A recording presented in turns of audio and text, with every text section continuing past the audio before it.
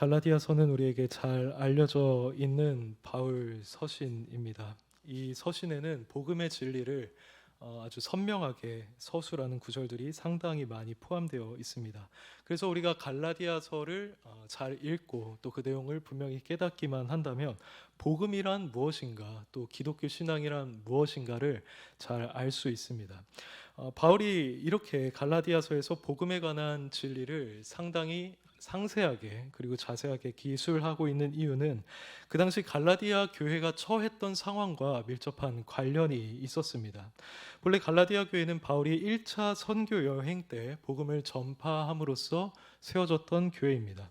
그런데 당시 갈라디아 지방 주변에는 유대인들이 상당한 영향력을 행사하고 있었고, 그 영향력은 갈라디아 교회에 잘못된 가르침이 들어오는 그런 결과를 낳고 말았습니다.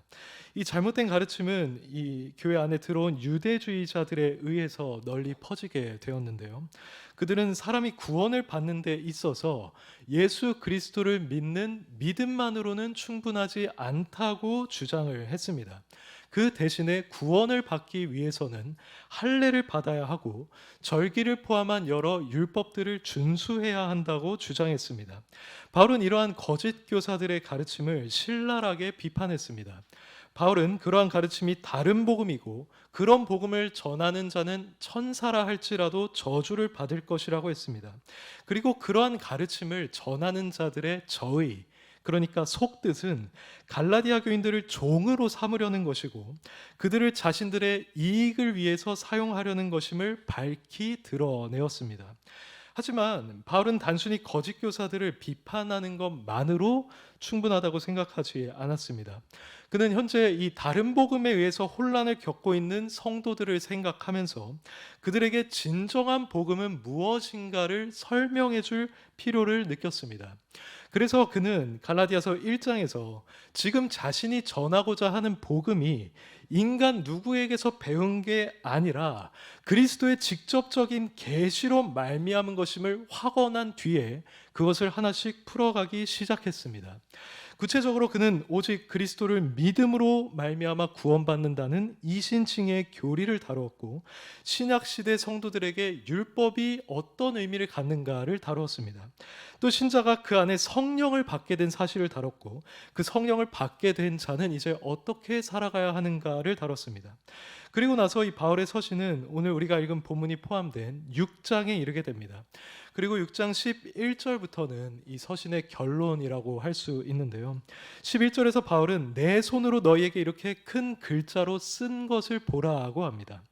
이 말은 지금까지의 내용은 대필자가 썼지만 이 결론부는 바울 자신이 직접 썼다는 말로 해석할 수 있습니다. 그렇다면 바울은 지금 이 결론부의 내용을 상당히 강조하기를 원하고 있는 것입니다. 그럼 바울이 이렇게 본서신을 마무리하면서 마지막으로 강조하기를 원했던 내용은 무엇이었는가 했을 때 그것은 바로 이 기독교 신앙의 본질이었습니다. 본문의 12절을 한번 보시기 바랍니다. 바울은 12절부터 13절 사이에서 자신이 지금까지 비판한 이 거짓 교사들의 잘못된 속뜻을 분명하게 드러냅니다. 그리고 14절부터 15절 사이에서는 그들과는 다른 자신의 신앙, 곧 참된 복음을 따르는 그 신앙을 고백하고 설명하면서 참된 기독교 신앙의 본질이 무엇인가를 역설합니다. 이후 마지막 16절에서 이렇게 말합니다. 무릇 이 규례를 행하는 자에게와 하나님의 이스라엘에게 평강과 긍휼이 있을지어다. 여기서 우리는 이 규례를 행하는 자라는 말에 주목해야 합니다. 여기서 규례라고 번역된 단어는 카논이라는 단어인데 이것은 본래 고든 막대기나 지팡이를 의미하는 단어였습니다. 그런데 보통 이 막대나 지팡이는 무언가를 측량하는 일에 사용이 되었기 때문에 이 카논이라는 단어는 이후에 표준, 기준, 그리고 규범이라는 뜻을 갖게 됐습니다. 이것을 토대로 다시 우리가 16절 말씀을 해석하자면 지금 바울은 참된 기독교 신앙이란 무언가를 드러낸 뒤에 이것이야말로 그리스도인들이 따라야 할 표준이다, 이것이야말로 참된 복음이다, 정통 신앙이다라는 뜻을 선언하고 있는 것입니다. 그리고 거짓 교사들이 가르치는 다른 복음이 아니라 바로 이 표준을 따르는 자들에게 하나님의 평강과 긍휼이 있을 것이라고 말하면서 본 서신을 마무리하고 있습니다. 그렇다면 바울이 이 중요한 부분, 즉 앞에서 자신이 가르쳤던 것을 요약하고 압축하면서 이 결론부에서까지 강조하고자 했던 참된 기독교 신앙이란 과연 무엇이었을까요? 이것은 우리에게도 매우 중요한 질문입니다. 왜냐하면 우리 역시도 신앙생활을 하면서 얼마든지 오류에 빠질 수가 있고 참된 기독교 신앙의 본질이 무엇인지에 대해서 무지한 채로 살아갈 수 있기 때문입니다. 그래서 저는 오늘 본문을 토대로 해서 바울이 마지막까지 강조했던 이 참신앙의 본질이 무엇인가를 성도님들과 함께 나누길 원합니다. 여기서 바울이 말하고 있는 것은 기독교 신앙의 두 기둥이라고 표현할 수 있을 정도로 핵심적이기 때문에 우리가 이것을 충분히 이해하고 나의 것으로 붙든다면 우리의 신앙은 크게 흔들리거나 이 표준에서 벗어나지 않게 될 것입니다. 본문에서 바울이 말하는 참된 신앙의 본질, 그 첫 번째는 바로 오직 주 예수 그리스도의 십자가만을 자랑하는 것입니다. 관련해서 14절을 함께 읽어보도록 하겠습니다. 시작.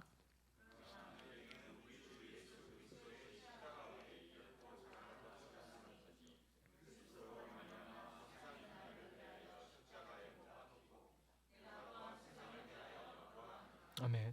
성도님들께서 아시다시피 주 예수 그리스도의 십자가라는 것은 우리 신앙의 기둥이라고 불릴 정도로 중요하고 아주 핵심적인 주제입니다. 하나님께서는 창세 전부터 이 예수 그리스도의 십자가 사건을 예비하셨습니다. 바울은 로마서 16장에서 이런 말을 했습니다. 나의 복음과 예수 그리스도를 전파함은 영세 전부터 감추어졌다가 이제 나타내신 바 되었다라고 했습니다.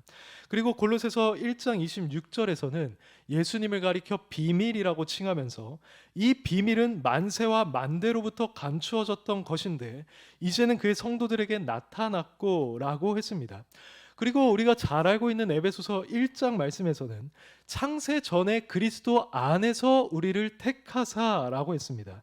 창세 전에 우리를 구원하기로 택하신 것이 분명한데 그 택함과 예정은 바로 그리스도 안에서, 즉 그리스도의 인격과 사역을 토대로 이루어졌다는 것입니다.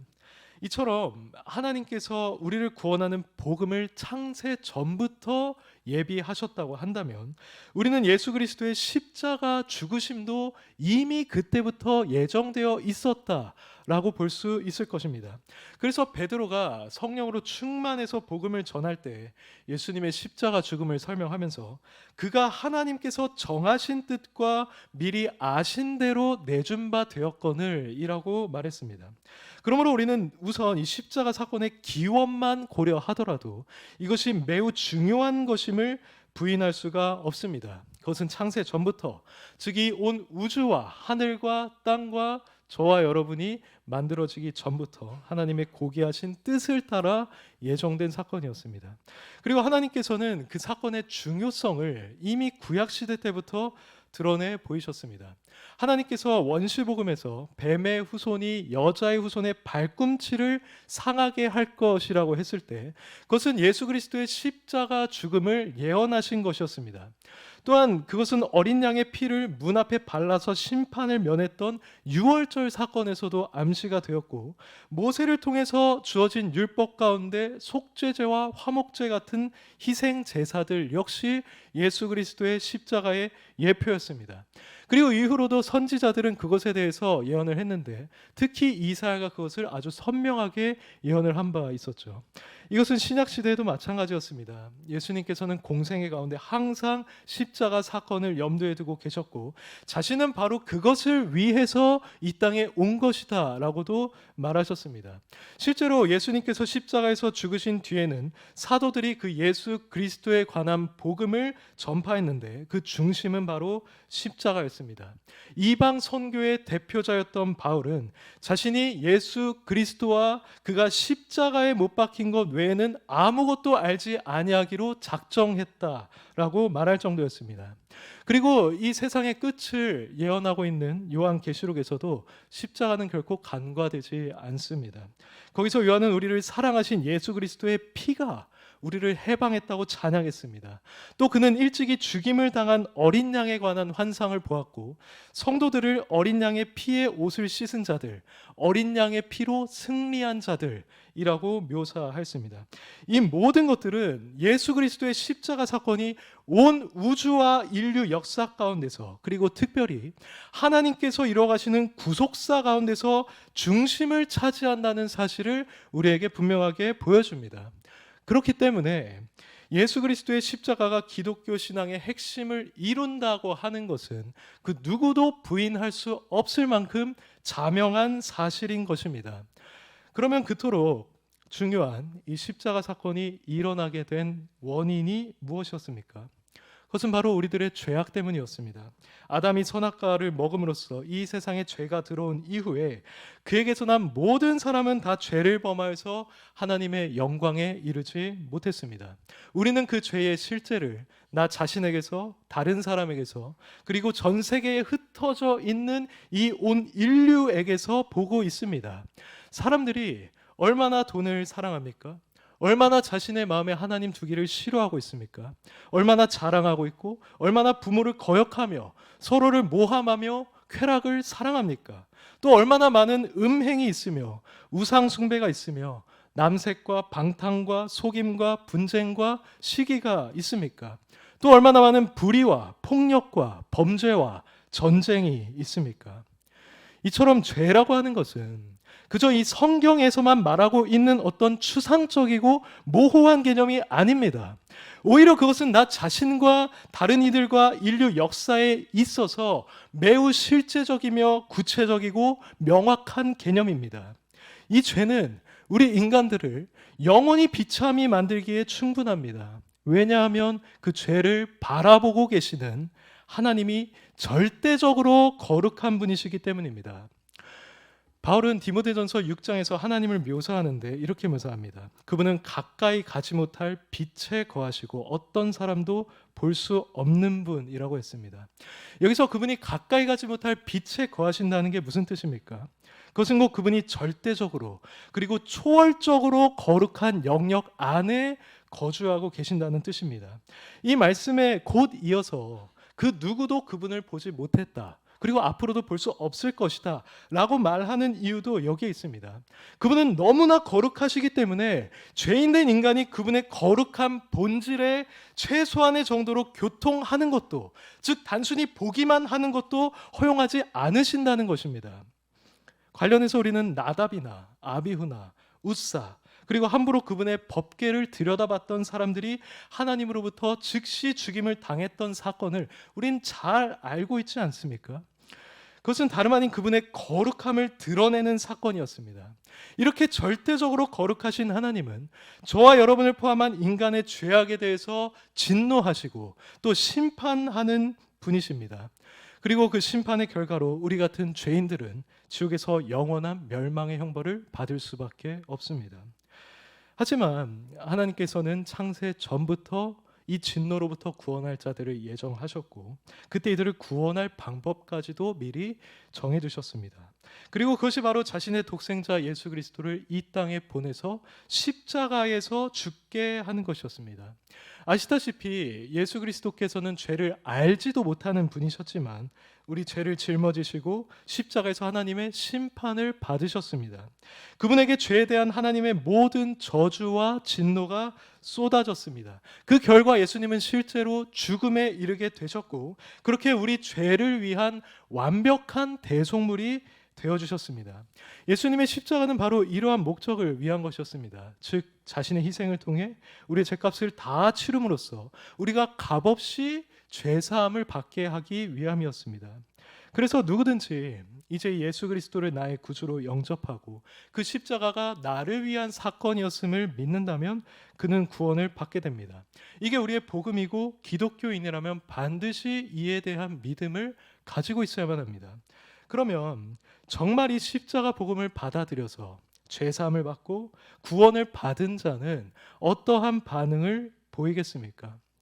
그런 자는 본문에서 바울이 고백하고 있는 것처럼 오직 주 예수 그리스도의 십자가만을 자랑하게 되어 있습니다. 이렇게 십자가만을 자랑한다는 것은 특히 자신의 구원과 관련해서 그러합니다. 갈라디아서에 등장하는 거짓 교사들을 다시 한번 생각해 보시길 바랍니다. 그들은 자신의 구원과 관련해서 할례 받은 것을 자랑했습니다. 절기를 지키고 율법을 준수한 것들을 자랑했습니다. 하지만 바울은 그들과 정반대였습니다. 그는 자신의 구원에 있어서 오직 예수 그리스도의 십자가 그것만으로 충분하다고 생각했습니다. 이것을 이 성경 가운데 아주 잘 보여주고 있는 것이 우리가 지난주에 읽었던 빌립보서 3장 4절 이하에 있는 말씀입니다. 여기서 바울은 이렇게 말합니다. 나도 육체를 신뢰할 만하며 만일 누구든지 다른 이가 육체를 신뢰할 것이 있는 줄로 생각하면 나는 더욱 그러하리니 라고 합니다. 당시 많은 유대인들은 자신의 구원과 관련해서 자신의 혈통이나 율법 준수나 어떤 종교적인 공로들을 신뢰했습니다. 그런 것들을 통해서 하나님께 의롭다함을 얻을 수 있다고 생각한 것입니다. 이에 대해서 바울은 만약 사람이 그런 식으로 의롭다함을 받을 수 있다면 자신이야말로 내세울 것이 많은 자라고 합니다. 자신도 태어난 지 8일 만에 할례를 받았고 히브리인 중에 히브리인이고 바리새인으로서 율법을 매우 엄격하게 준수했다고 말합니다. 그래서 자신이 율법의 의로는 흠이 없을 정도였다라고까지 말했습니다. 그런데 곧 이어지는 구절에서 바울은 그 모든 것들을 해로 여긴다고 합니다. 지금까지 자랑해오던 그것들을 이제는 심지어 배설물로 여긴다고 합니다. 왜일까요? 그는 다음과 같이 말합니다. 모든 것을 해로 여김은 내 주 그리스도 예수를 아는 지식이 가장 고상하기 때문이라. 내가 그를 위하여 모든 것을 잃어버리고 배설물로 여김은 그리스도를 얻고 그 안에서 발견되려 함이니라고 합니다. 이 위대한 진술을 우리가 한마디로 요약하자면 자신은 이제 예수 그리스도의 십자가를 통해서 완벽하게 의롭다함을 얻은 자가 되었기 때문에 자신의 구원에 있어서 이 십자가 외에 다른 것을 내세우거나 자랑하지 않는다는 것입니다. 오히려 그 외의 것들은 아무리 그럴듯하게 보여도 다 해로 여기고 배설물로 여긴다는 것입니다. 이것이 바로 바울이 오늘 본문에서 자신은 십자가 외에 어떤 것도 자랑하지 않는다고 한 말의 의미입니다. 그는 자신의 구원을 위해서 십자가 외에 그 어떤 것도 의지하지를 않았습니다. 자신이 의롭다함을 받은 유일한 원인은 오직 십자가라고 그는 보았던 것입니다.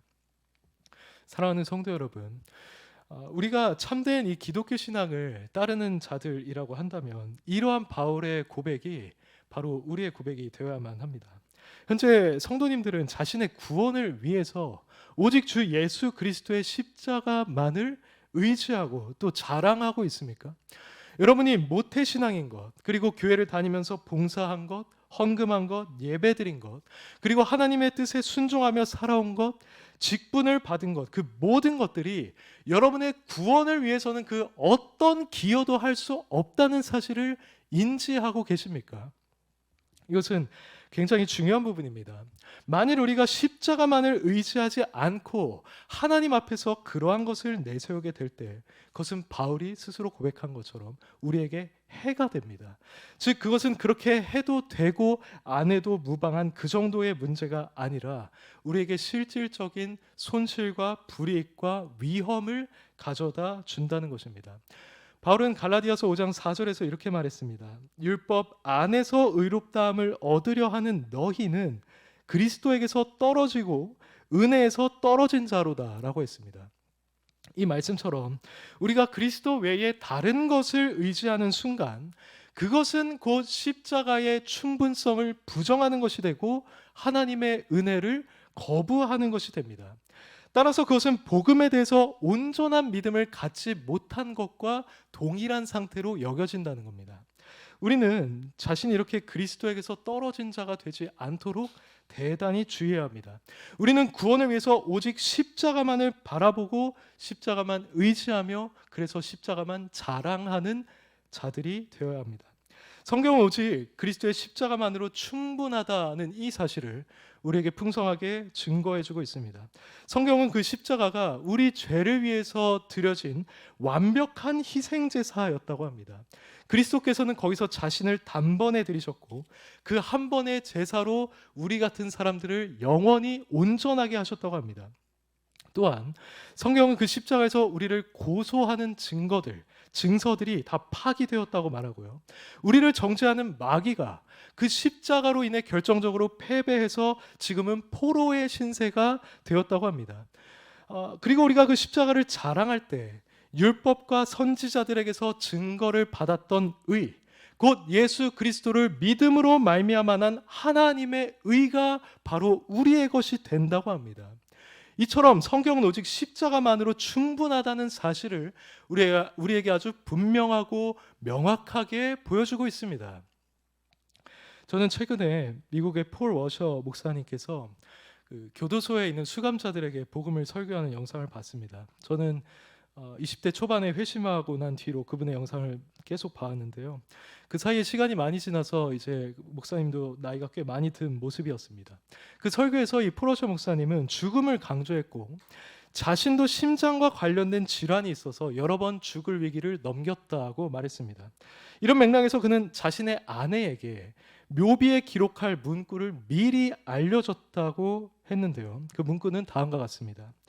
나는 나의 구원에 죄 외에는 아무것도 기여한 것이 없다. 그리고 나의 사역에도 나의 연약함 외에는 아무것도 기여한 것이 없다. 나의 소망은 오직 그리스도뿐이다 라고 했습니다. 여기서 오직 십자가만을 자랑하고 있는 그의 신앙이 보이지 않으십니까? 사실 이 목사님은 젊어서부터 줄곧 이런 고백을 해왔습니다. 그동안 자신이 선교사로서 복음을 전하기 위해 정글에도 들어가고 전쟁이 벌어지는 곳에도 가고 수많은 고생도 하고 설교를 하면서 평생 자신의 삶을 그리스도를 위해서 바쳐왔지만 이것들은 자신의 구원에 있어서 조금도 기여하지 못한다고, 자신의 구원의 공로와 근거는 오직 그리스도께 있다고만 고백했습니다. 우리가 굳게 붙잡아야 할 신앙이 바로 이것입니다. 그리고 이것이야말로 바울이 본문에서 그렇게 강조하고자 했던 참된 신앙의 본질인 것입니다. 그러므로 사랑하는 성도 여러분, 여러분의 구원을 위해서 오직 이 예수 그리스도의 십자가만을 의지하고 또 그것을 자랑하시기 바랍니다. 하나님 앞에서 여러분의 종교적인 헌신, 행위, 봉사를 의지하지 마시기 바랍니다. 그것들은 여러분의 죄가 용서받고 여러분이 의롭다함을 받고 궁극적으로 종말의 구원을 받게 하는 데에는 아무런 소용이 없습니다. 하나님께서 여러분에게 보시는 것은 오직 십자가를 의지하는 여러분의 믿음입니다. 구체적으로 그것은 십자가에서 나의 모든 죄가 해결되었음을 믿는 것입니다. 거기서 나의 구원을 위한 일이 완벽하게 이루어졌음을 알고 그 사건을 나를 위한 사건으로 받아들이는 것이며 이것만으로 충분함을 인정하는 것입니다. 이렇게 십자가 그 자체의 가치를 충분히 알고 진정한 의미에서 십자가를 받아들인 사람은 이 세상에 대해서도 오직 십자가만을 자랑하게 됩니다. 14절 하반절을 보시기 바랍니다. 그리스도로 말미암아 세상이 나에 대하여 십자가에 못 박히고 또한 내가 또한 세상을 대하여 그러하니라고 합니다. 이 말씀은 바울과 이 세상 사이에 근본적인 단절이 일어났음을 보여줍니다. 바울 입장에서 이 세상은 더 이상 매력적이지 않습니다. 세상이 주는 만족과 기쁨을 구하지 않습니다. 세상이 추구하는 가치를 따라 살거나 그 기준으로 자신을 평가하지 않습니다. 그에게 그것들은 마치 모두 십자가에 못 박힌 것처럼 아무런 의미가 없게 느껴집니다. 그럼 바울은 왜 이렇게 세상에 대해서 죽은 자와 같이 된 것입니까? 그것은 바로 그가 예수 그리스도의 십자가 안에서 이 세상이 줄 수 없는 참된 기쁨과 만족과 유익과 소망을 발견했기 때문이었습니다. 그는 자신이 이렇게 십자가만을 의지할 때 하늘의 신령한 복들이 다 자신의 것이 된다는 사실을 알고 있었습니다. 즉 그는 오직 십자가를 의지할 때 자신의 죄가 사함받고 구원을 받아 영원한 생명을 누리게 된다는 것을 그는 알았습니다. 그러다 보니 그에게 있어서 십자가는 너무나 소중한 것이 될 수밖에 없었습니다. 그 십자가의 가치는 세상이 주는 기쁨과 만족과는 비교할 수가 없는 것이었습니다. 실로 그에게 십자가는 유일한 기쁨이요 소망이 되었고 세상에 대해서도 비록 이 사람들이 그걸 몰라봐 준다 할지라도 세상에 대해서도 유일한 자랑이 되었던 것입니다. 이것은 오늘날 십자가를 진정으로 받아들인 자들에게도 우리에게도 나타나야 마땅한 모습입니다. 우리가 성경에서 말하고 있는 이 죄나 심판이나 천국과 지옥을 있는 그대로 믿는 자들이라고 한다면 이 십자가를 어떻게 무미건조하게 대할 수가 있겠습니까? 그리고 이 십자가라고 하는 주제를 어떻게 진부한 것으로 여길 수가 있겠습니까? 결코 그럴 수 없습니다. 오히려 그것은 우리의 전부가 되는 것입니다. 그건 우리의 유일한 기쁨이요, 유익이요, 소망이 되는 것입니다. 그래서 마치 세상에 대해서 죽은 자처럼 세상에는 더 이상 매력을 느끼지 않고 오직 이 십자가에만 매료된 상태가 되는 것입니다. 그리고 자신에게 그 십자가만 있다면 이 세상에서 어떤 일이 일어난다고 할지라도 나를 구원한 이 십자가만으로 충분하다고 고백하면서 초연하게 살아가는 것입니다. 현재 우리는 이런 마음으로 십자가를 대하고 있습니까? 즉 십자가의 능력과 이 가치를 충분히 깨달아서 나의 구원을 위해 그것을 의지할 뿐만 아니라 그것을 나의 유일한 소망이자 기쁨으로 삼고 있습니까? 만약 아직 그렇지 못하다고 한다면 우린 그런 상태에 이를 때까지 스스로에 대해 만족하지 않아야 할 것입니다. 지금보다 더 기도하고 더 이 십자가의 은혜를 묵상함으로써 그 가치를 충분히 깨닫고 거기에 나의 모든 소망을 두는 데까지 이르기를 사모하며 나아가야 할 것입니다. 그렇게 될 때 우리 역시 바울처럼 내게는 우리 주 예수 그리스도의 십자가 외에는 결코 자랑할 것이 없다라고 고백하게 될 것입니다. 그리고 십자가에 대한 이 진심 어린 우리의 고백이야말로 현재 나의 신앙이 진정한 기독교 신앙의 규례와 표준과 기준에 속해 있음을 입증하는 하나의 열매가 될 것입니다. 이상으로 말씀드린 것이 바울이 본문에서 말한 참된 신앙의 첫 번째 본질이었습니다. 이제 두 번째로 넘어가겠습니다. 본문에서 바울이 말한 참된 신앙의 본질 그 두 번째는 우리가 거듭난 존재가 돼서 참 성령을 따르는 삶을 살아가야 한다는 것입니다. 관련해서 15절 말씀을 함께 읽어보겠습니다. 시작.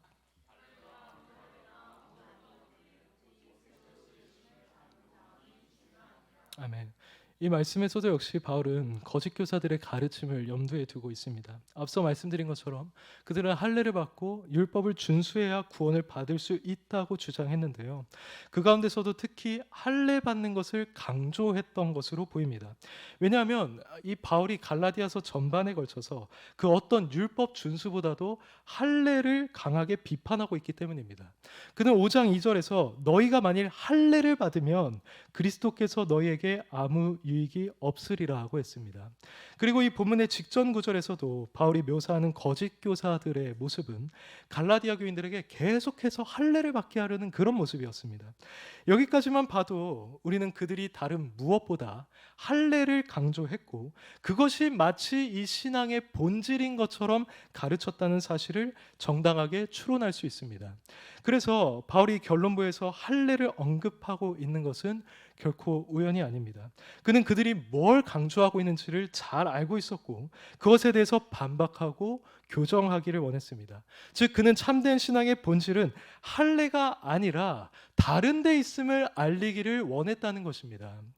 그럼 바울은 이 15절에서 무엇이 진정으로 중요한 것이고 기독교 신앙의 본질이라고 말하고 있습니까? 그것은 바로 새로 지으심을 받는 것이라고 말합니다. 할례나 무할례는 아무것도 아니로되 즉 할례를 받든지 받지 않든지 그것은 기독교 신앙에 있어서 하등 중요한 것이 아닙니다.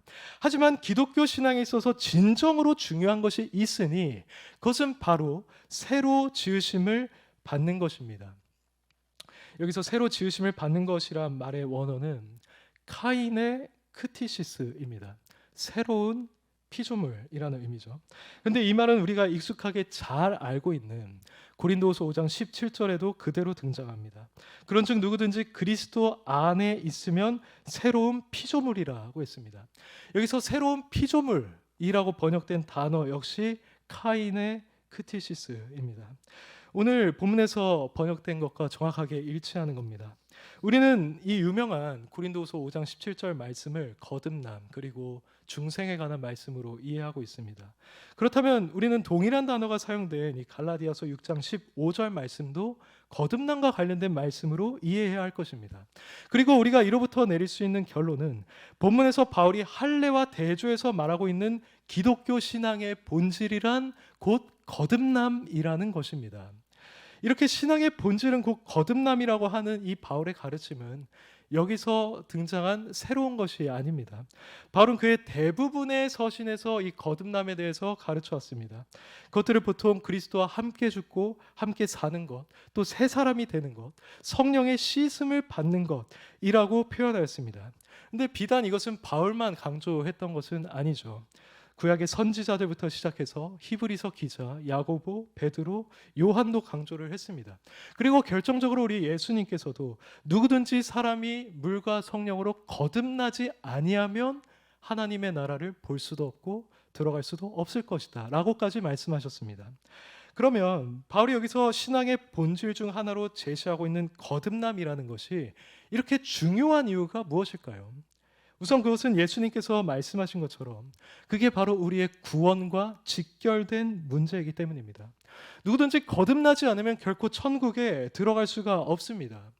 하나님께서 한 영혼을 구원하실 때 그 영혼을 총체적으로 구원하십니다. 그저 그의 죄책을 해결하실 뿐만 아니라 그의 그 타락한 본성까지도 치유하셔서 본래 지니고 있었던 또는 더 나은 하나님의 형상을 회복시켜 주십니다.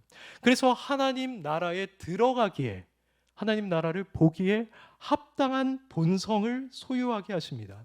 그것이 바로 성령으로 말미암아 우리가 소유하게 되는 거룩한 본성입니다. 성도는 이런 본성을 가지고 있을 때라야 하나님 나라에 들어가기에 합당하게 됩니다. 한번 생각해 보시기 바랍니다. 여전히 거듭나지 않고 이 세상과 죄악을 따르는 자, 거룩한 것의 즐거움을 알지 못하고 또 하나님을 경배하기를 기뻐하지 못하는 자가 어떻게 천국에서 영원한 시간을 보낼 수가 있겠습니까? 그에게 있어서 천국은 천국이 아니라 오히려 괴로운 곳이 되고 말 겁니다. 바울이 15절에서 말하는 바를 다시 한번 생각해 보시길 바랍니다. 그는 할례나 무할례가 아무것도 아니라고 합니다. 이 말씀처럼 기독교 신앙에 있어서 외적인 요소는 더 이상 우리에게 본질이 될 수 없습니다. 우리가 모태신앙이든 하루에 성경을 몇 장을 읽든지 얼마나 헌금을 하든지 어떤 직분을 가지고 있는가는 우리에게 있어서 물론 중요한 부분이기는 하지만 이 기독교 신앙의 본질에 해당되지는 못한다는 겁니다. 중요한 것은 우리가 새롭게 되는 겁니다. 우리의 내면이 변화되는 것이고 새로운 영혼을 갖는 것입니다. 그렇게 새로워진 영, 거룩해진 영은 하나님과 전적으로 새로운 관계를 맺게 해줍니다. 그것은 다름 아닌 성령으로 말미암아 난 영이기 때문에 하나님의 무한한 영광을 알고 그분을 경외하고 그분을 사랑한다는 성격을 갖고 있습니다. 또한 이 성령은 예수 그리스도의 영이기 때문에 항상 우리를 예수 그리스도께로 가까이 인도하고 예수 그리스도를 구주로 믿게 할 뿐만 아니라 예수 그리스도의 성품을 닮아가게 하고 그분을 따르는 참된 제자로 만들어줍니다. 그리고 앞서 우리가 십자가를 받아들이면 세상에 대해서 죽는다고 했었는데요. 사실 그 역사도 이러한 성령의 역사에 기인하는 것입니다. 또 성령으로 거듭난 영은 어떤 성격을 갖겠습니까? 그 영은 거룩한 영이기 때문에 죄악과도 이전과는 전혀 다른 관계를 맺게 해줍니다. 이전에는 어느 정도 죄를 즐겼습니다. 그리고 이왕이면 죄와 타협하고자 하는, 그리고 마음속으로 은근히 그 죄를 사랑하는 상태였다고 한다면 거듭난 영을 소유한 사람은 더 이상 죄를 그렇게 바라보지 않게 됩니다. 그보다는 죄 자체의 더러움과 추악한 성격을 감지하고 본능적으로 그것을 피하는 상태가 됩니다. 절대로 죄에 습관적으로 거하거나 그것을 은근히 사랑하거나 심지어 즐길 수가 없게 된다는 것입니다. 이것은 이전에 오염됐던 본성을 버리고 하나님의 형상을 회복하는 것과 같다고 했죠. 그래서 베드로는 이렇게 말했습니다. 너희가 정욕 때문에 세상에서 썩어질 것을 피하여 신성한 성품에 참여하는 자가 되게 하려 하셨다고 합니다. 그러니까 우리가 받은 이 본성과 성품은 하나님의 성품이요, 또 우리가 본받기로 작정된 예수 그리스도의 성품이라는 것입니다. 이와 관련해서 이제 우리 자신에게 적용을 해볼 부분은, 우선 우리가 과연 이렇게 거듭난 자라는 증거를 스스로 소유하고 있는가 하는 것입니다. 이 질문이 중요한 이유는 우리가 거듭나지 않고서도 얼마든지 그럴듯한 신앙생활을 할 수 있기 때문입니다. 예수님께서 직접적으로 이 거듭남에 대해 가르치셨던 니고데모를 한번 생각해 보시기 바랍니다. 그는 바리새인이었고 그리고 유대인의 지도자였습니다. 그렇다면 그는 분명히 하나님을 알고 섬기는 자였습니다. 그는 분명히 성경을 읽었을 것이고 기도를 했을 것이고 금식하거나 예배를 드리는 등의 종교적인 의무들을 충분히 이행하고 있었을 것입니다. 그런데 이 니고데모는 그 정도 수준에서 멈추지 않았습니다. 그는 예수님에 대해서도 상당히 비교적으로 호의적인 인물이었습니다. 그는 예수님이 하신 기적들을 보고 예수님께 찾아와서 이렇게 말했습니다. 라삐여, 우리가 당신은 하나님께로부터 오신 선생인 줄 아나이다. 하나님이 함께 하시지 않으면 당신이 행하신 이 표적을 아무도 할 수 없음이니이다 라고 했습니다. 이것은 거의 예수 그리스도에 대한 신앙을 고백하는 것에 준하는 말이지 않습니까? 만약 오늘날 우리 주변에 이런 니고데모와 같은 자가 있었다고 한다면 우리는 분명히 이 사람은 거듭났구나라고 생각을 했을 것입니다. 하지만 예수님께서는 그렇게 보지 않으시고 니고데모에게 네가 거듭나야 한다라고 말씀하셨습니다. 이것이 우리에게 시사하는 바가 무엇입니까?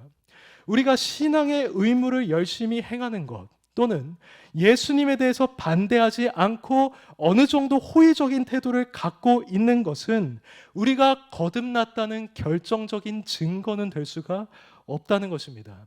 결국에 중요한 것은 나 자신이 성경이 말하는 것처럼 새로운 마음과 새로운 영을 갖게 됐는가, 그리고 그 영은 성령에 속하는 것으로서 나로 하여금 거룩한 걸 정말 사모하게 만드는가, 그리고 이 세상과 죄에 대해서는 점점 더 죽게 하고 나의 유익에 대해서도 죽게 하고 오히려 예수 그리스도와 그분의 몸된 교회와 그 안에 있는 형제 자매들을 사랑하게 만드는가, 나로 하여금 하나님의 영광을 위해서 살아가고자 하는 그런 열정을 불러일으키는가, 이곳에 나와서 하나님을 경배하는 것이, 예수님을 높이는 것이 나에게 진정한 기쁨으로 여겨지는가에 있습니다.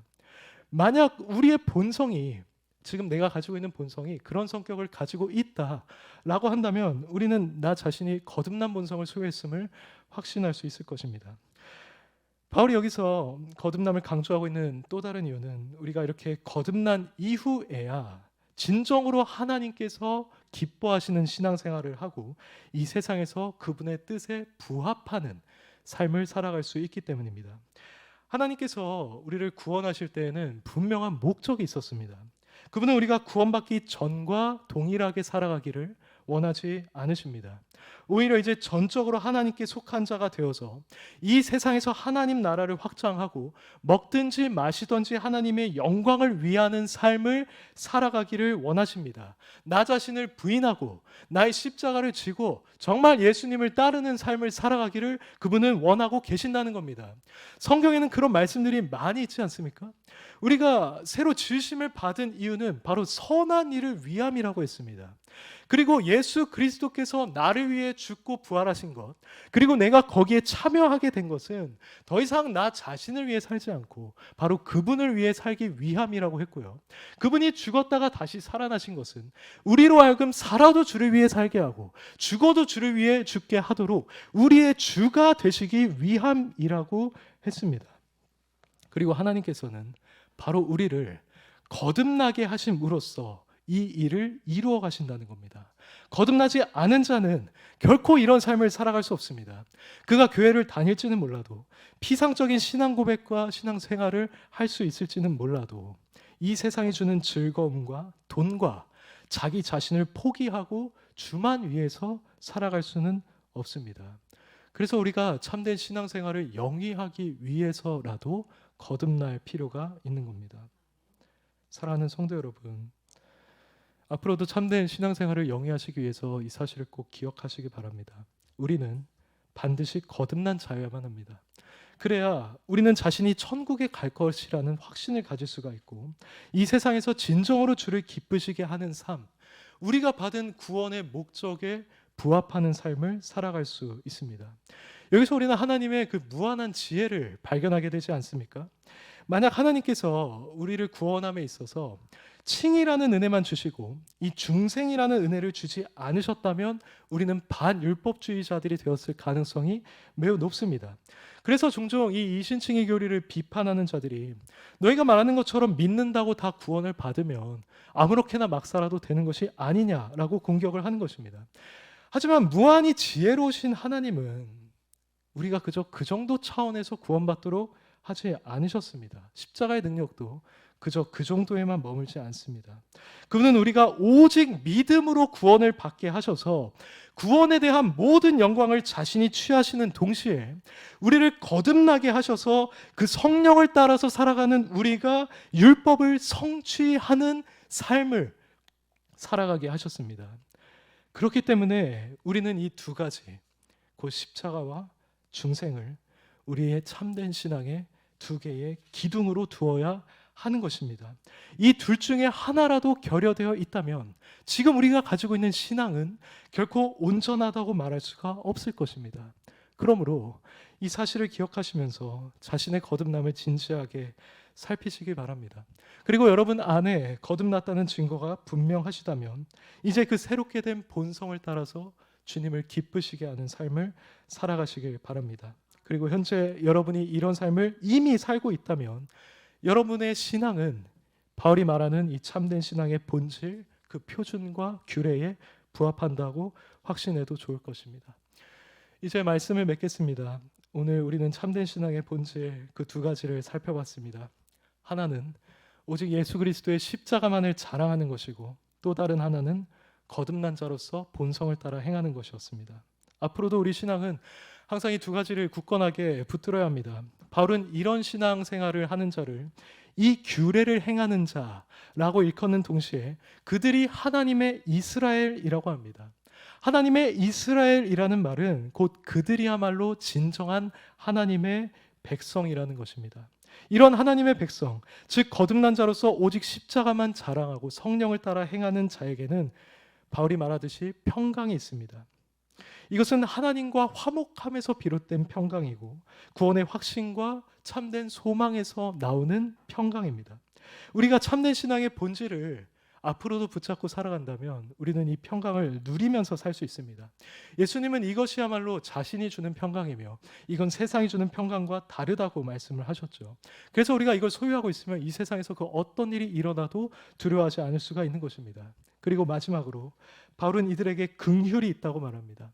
긍휼은 일반적으로 아시다시피 자비를 가리키지만 주로 성경에서는 우리의 구원과 관련된 용어로 쓰이기도 합니다. 하나님께서 이런 말씀을 하셨죠. 내가 긍휼히 여길 자를 긍휼히 여겼다고 했습니다. 이것은 분명히 택자들을 구원하셨다는 의미였습니다. 어떤 의미에서는 그런 의미에서 우리가 이미 그 긍휼을 받은 자들이기는 하죠. 하지만 성경은 이 긍휼을 종말론적인 은혜를 설명하는 맥락에서도 사용합니다. 디모데후서 1장 18절에서 바울은 오네시보로를 가리켜서 그로 하여금 그의 날에 주의 긍휼을 입게 하옵소서라고 했습니다. 그리고 유다서 1장 21절에서 하나님의 사랑 안에서 자신을 지키며 영생에 이르도록 우리 주 예수 그리스도의 긍휼을 기다리라고 했습니다. 확실히 말씀에서 말하는 긍휼이란 단어는 종말론적입니다. 그것은 우리가 받은 구원의 최종적인 완성과 영화를 상징하고 있는 것입니다. 우리가 오늘 살펴본 이 두 가지의 기둥을 주님 뵙는 날까지 붙잡는다면 우리는 바로 이 종말론적이고 최종적인 긍휼을 입은 자들이 될 것입니다. 우리는 하나님의 이스라엘, 곧 아브라함의 진정한 후손으로서 아브라함에게 약속되었던 그 썩지 아니하는 기업을 우리가 물려받게 될 것입니다. 그러니 저도 비록 바울과는 차원이 다른 사람이지만 그리고 바울처럼 여러분들을 섬기지 못했지만 저도 이제 여러분에게 마지막으로 이 말씀을 드립니다. 이 규례를 행하는 자 그리고 참된 이 신앙의 본질을 붙드는 여러분이 되시기를 바랍니다. 예수 그리스도의 이 십자가 복음을 여러분들이 죽음에 이르는 날까지 끝까지 의지하고 또 그것만을 자랑하시기를 바랍니다. 여러분의 거듭남을 점검하시고 만일 거듭남이 확실하시다면 그 새로워진 본성을 따라서 하나님을 기쁘시게 하는 그런 삶을 살아가시길 바랍니다. 그럼 여러분의 영혼은 영원히 안전할 것입니다. 그리고 우리는 모두 다 천국에서 기쁘게 만나게 될 것입니다. 부디 하나님의 긍휼과 평강이 이 자리에 있는 우리 모두에게, 그리고 우리 올고든 교회에 항상 함께하길 주의 이름으로 축원합니다. 아멘.